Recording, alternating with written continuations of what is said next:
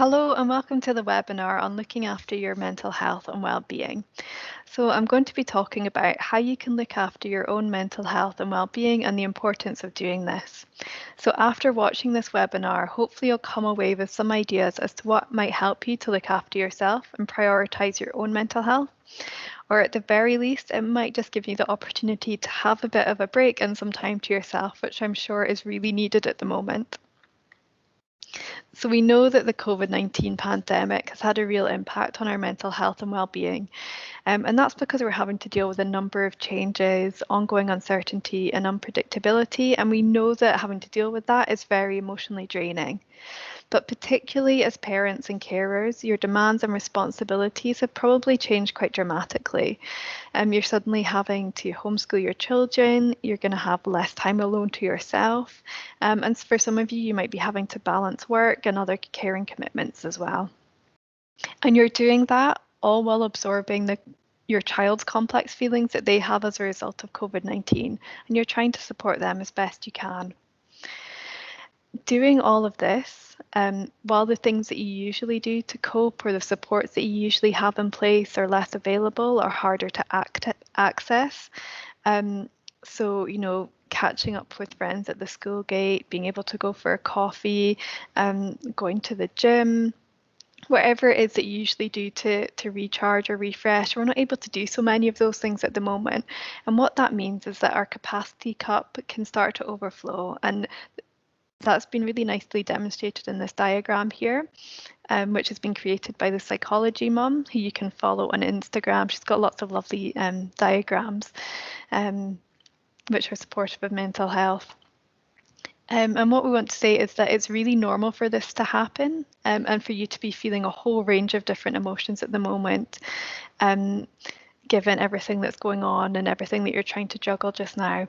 And it's not about getting rid of these different stressors, but it's about thinking how you can make some small changes to allow you to have some time to yourself to recharge during what's been a very difficult time. So while you're juggling all of these different demands and pressures, it's really hard to become overwhelmed. And for some of you, you might start to experience feelings of burnout. And while that will feel different for everyone, these are some of the things that you might notice. And it's important to be mindful of the people that we live with will likely pick up on the feelings that we're experiencing, and that can affect the whole atmosphere in the house. And it can make it harder to make the household a positive and supportive environment, which is why it's really important to think about what you can do to look after yourself. So the most basic and important way to decrease stress is by taking care of yourself. So taking that time to think about what you can do for yourself is really important, not just for your own well-being, but it means that you'll be more effective in supporting those around you as well. And it's really important to think about this, not just during the COVID pandemic, but as something that you can introduce to your day-to-day lives. I think at the moment, people can be feeling a lot of pressure to be doing certain things at the moment. If you're on social media, you can see people baking bread, doing workouts, starting new hobbies, getting really creative with homeschooling. And that's fine and suits some people, but not everyone has the capacity or the time to do those things.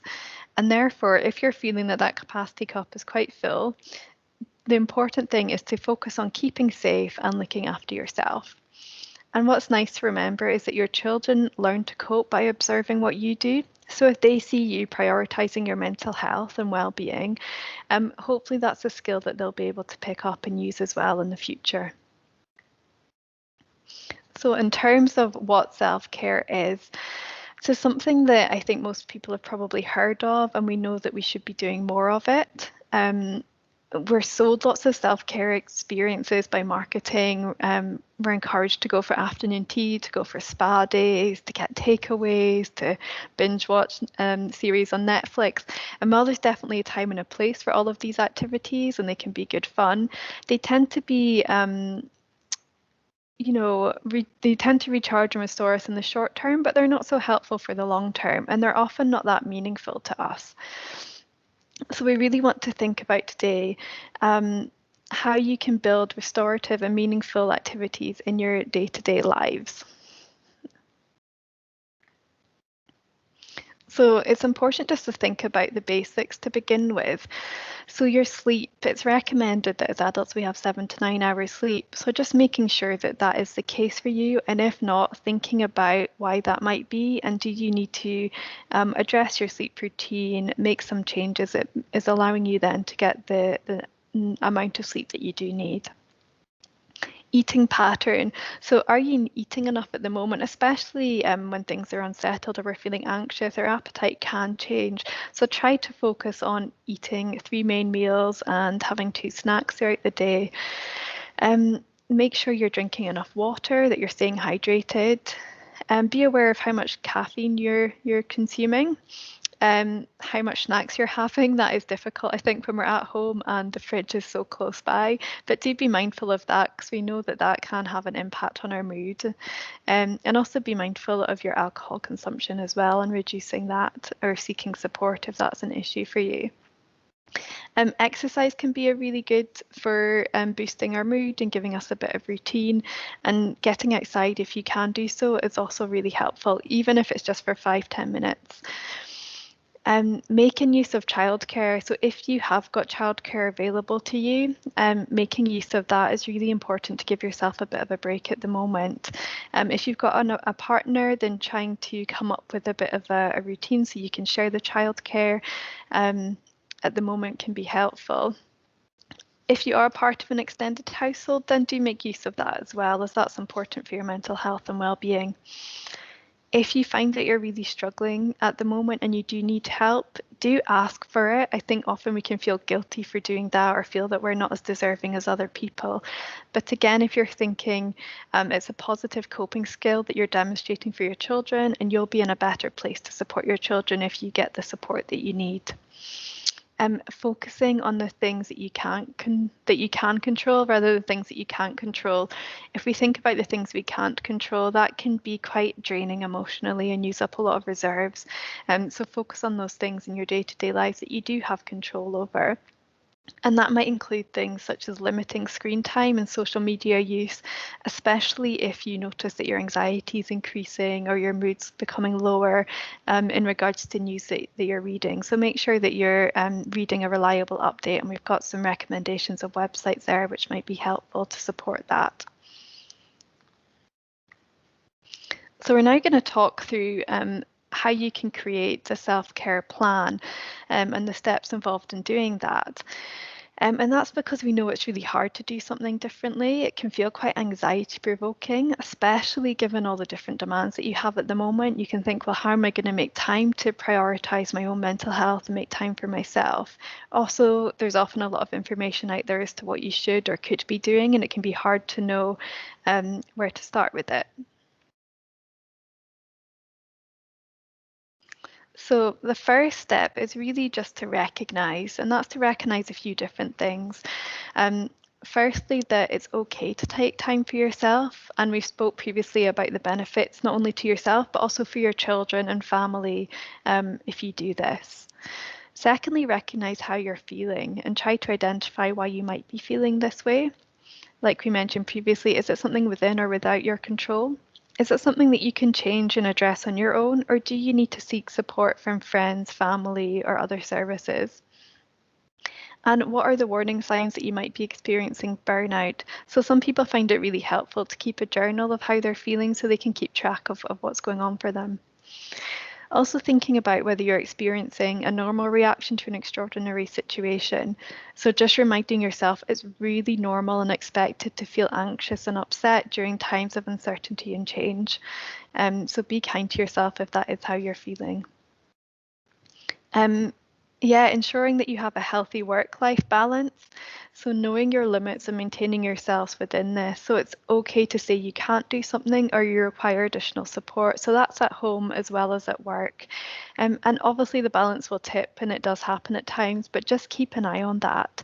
So try and keep reasonable working hours. I think it's really difficult while you're trying to homeschool, and for those of you that are trying to work at the same time and feeling that it's hard to give your all to both of those, but be realistic in regards to what is achievable at the moment, and do have conversations with school, your child's school, or with your line manager, in in regards to what you can do at the moment. Your self-talk is usually a good indication of how you're feeling as well, so do pay attention to whether that might be becoming overly critical or quite negative. And if that is the case, try and adjust that and talk to yourself in the way you would to a friend or a loved one. So saying to yourself, I'm doing the best that I can at the moment, and that's enough. This will pass, things will get easier. It can also help to keep a gratitude journal and to focus on the things that you might be grateful for day to day. That can really help shift your thinking if it's become slightly more negative. So, making a note either on a piece of paper or on the notes function in your phone, little things such as my child made me laugh today, or I was able to sit down and have a cup of coffee, or I got out for a walk. And finally, recognizing what your expectations are of yourself and remembering that how you're feeling isn't an indication that you're not capable, but an indication that you need to pay attention to taking care of yourself and prioritizing that, which is really important. And just always reminding yourself that if you're looking after yourself, you're going to be in a better place to support those around you. So next off, you want to identify what is important to you and what you value in life. And if you want to pause the video here to have a think about that and write some things down, do feel free to do that. So we know that self-care is most meaningful when it's connected to our values. So think about what really matters to you. Are you doing something because you think you should be doing it, or because you've seen so and so on Facebook doing it, or are you doing it because it really matters to you and helps to give you that feeling of restoration? There's some examples here of things that might be helpful, and that's going to be different for everyone. Meditating, organizing a cluttered space, connecting with an old friend, taking social media breaks, having fun, having a laugh, playing games with your kids, listening to a podcast. So there's lots of ideas, but again, you'll have your own ideas which are more meaningful to you. So next off, having a plan. So again, if you've got a pen and a paper, or you can make a note somewhere, please do that as we go along, and feel free to pause the video at any time. But having a plan is really important to make sure that self-care does become a priority and it's not forgotten about. And also, it's quite unlikely that your children are going to come and ask you if you'd like 10 minutes to yourself to do something. So if you can plan that out for yourself, it's much more likely that you're going to be able to do it. So start off just by having a think about what it is that you're going to do, and try to be realistic in regards to this, and start with some small steps, kind of identifying 3 to 5 self-care goals. So what is it you want to do more of in your life? What have you not been able to do so much of recently? And how can you achieve that given the current situation? Then think about where are you going to do it. Is it something you can do at home? If you are going into work, is it something you can incorporate into your working day? Is it something that involves being outdoors, or is it something maybe that's based in the community? So if volunteering was something that was important to you. Then thinking about when you're going to do it. Is it something you'll do in the morning, in the afternoon, in the evening, during the week, or at the weekend? So really kind of planning what day and what time you'll do it can also make it more likely that you'll be able to do it as well. Next, thinking about how are you going to do it? So what are the things that you need to achieve your self-care goals? If your self-care goals involve spending more time with other people, do you need to get in touch with someone and ask to meet up to go for a walk? Is it about arranging childcare so that you can have that time to do what you need to do? Is it about getting some resources? So if you're into arts and crafts, is it about ordering some materials? If it's about for you working out is important, or ordering some equipment. If you're quite interested in trying out some guided meditation or some mindfulness exercises, is it about downloading an app? If it's about prioritizing your physical health, then do you need to make an appointment? So make sure that you've got those things in place as well. Is it about asking your partner to cook dinner because you're going to use that time to do something for yourself, like take a nice bath or read a book? And always just reminding yourself of why you're doing it and why it's so important that you do it and how you're going to feel after you've had that time to yourself that's protected. Um, Next off, just thinking about the support from other people. So a sense of belonging serves as a protective factor in decreasing overall stress. So always thinking about, are there any self-care goals that you can do with other people? Or are there times when you can just connect with other people and or meet up with other people at the moment? Because that's really helpful. Thinking about the support you have from other people. If you are working, do you have regular contact with your line manager?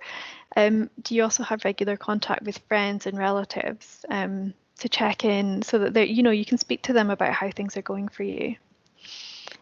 If you don't have people around that you can contact, then making use of helplines can also be really nice if you need to feel that you really need to speak to someone, but you're not sure who, or it feels too difficult to speak to people that you are a bit closer to. So always thinking about what do you need from others to support you with your self-care goals and reminding yourself it's okay to do that. And actually, it's a nice behavior to model to other people. And if other people see the benefits in you doing that, then that might encourage them to prioritize their own mental health and well-being as well.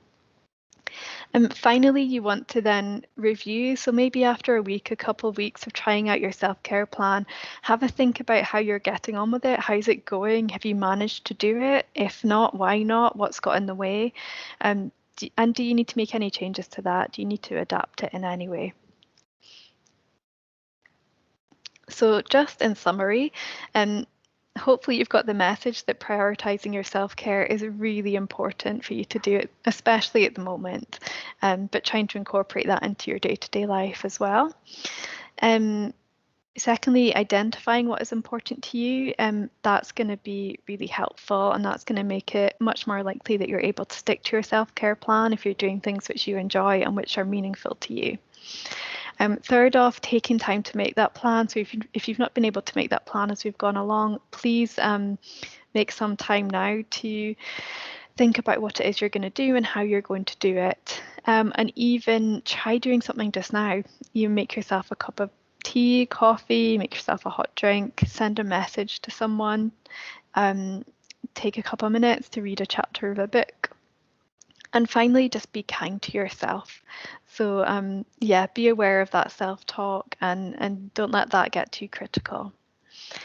And as you can see, we've got a number of different episodes in our webinar series, and we've got a note of those below. So please do look those up if any of those look interesting to you. And on the right hand side, you can see we've got some information about support lines, which you can contact if needed. And if you are worried about yourself or your own mental health, please get in touch with your GP and have a discussion with them, and they should be able to also point you in the direction of some good supports. What we'll also do is put some links below the video, so they should be available as well for further resources, which should be helpful. Okay, thank you for listening and good luck with your self-care goals.